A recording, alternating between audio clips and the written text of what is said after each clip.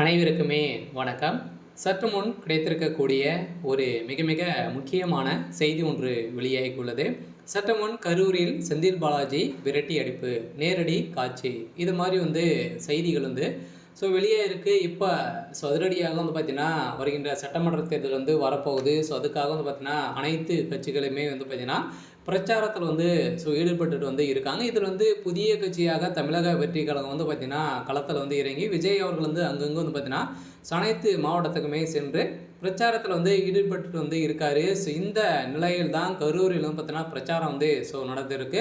இந்த பிரச்சாரத்தின் அடிப்படையில் விஜய் அவர்களுக்கு ஒரு மிகப்பெரிய ஆதரவு எதிர்பாராத அளவிற்கு பார்த்தீங்கன்னா ஆதரவு கிடைத்திருக்கக்கூடிய நிலையில் தான் செந்தில் பாலாஜியுடைய கதை ஒட்டுமொத்தமாக முடிஞ்சிருக்கு. செந்தில் பாலாஜி அவர்கள் கரூர் கோட்டையாக இருந்த நிலையில் இப்போ அந்த கோட்டை பார்த்தீங்கன்னா உடையும் விதத்தில் தான் விஜய் அவர்கள் அந்த கோட்டையை உடைப்பாரா அப்படின்றத ஒரு மிகப்பெரிய கேள்வியாக இருந்திருந்த நிலையில் இப்போ அதிரடியாக மக்கள் வரவேற்பு ஒரு மிகப்பெரிய வரவேற்பாக விஜய் அவர்களுக்கு இருந்திருக்கு. இந்த நிலையில் தான் செந்தில் பாலாஜியுடைய கதை ஒட்டுமொத்தமாக முடிந்திருக்கு. இதை பற்றி இந்த வீடியோவில் நம்ம முழுமையாக பார்க்கலாம். அதுக்கு முன்னாடி நம்ம சேனலுக்கு இப்போ தான் நீங்கள் முதல் முறையாக வந்திருக்கீங்க அப்படின்னா மறக்காமல் நம்மளுடைய சேனலை சப்ஸ்கிரைப் பண்ணி சப்போர்ட் பண்ணுங்கள். வாங்க வீடியோக்குள்ளே போகலாம்.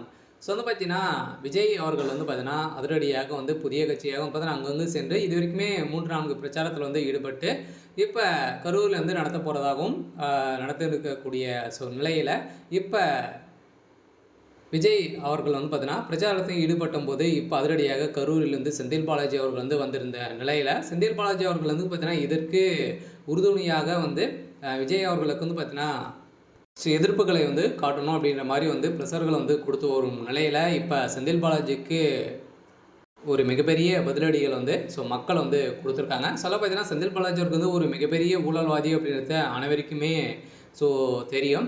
இந்த நிலையில் செந்தில் பாலாஜி அவர்களும் கரூர் கோட்டையில் விஜய் அவர்கள் நுழைந்திருக்காரு. விஜயுடைய ராஜ்யமாக தான் அங்கே கை வாங்க போகுது.